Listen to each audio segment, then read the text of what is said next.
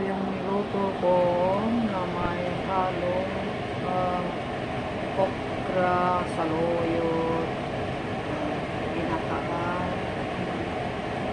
isang pack na maliit lang na gata ng inyog. Sa pack siya, sa pack ko na maliit. Tapos, ginisa-gisa ko, pinirito ko yung yung bangus na maliit. Tapos, yung yung hipon ba na maliliit. Yan.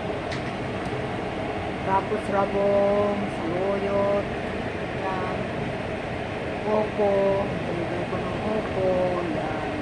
Sarap, masarap.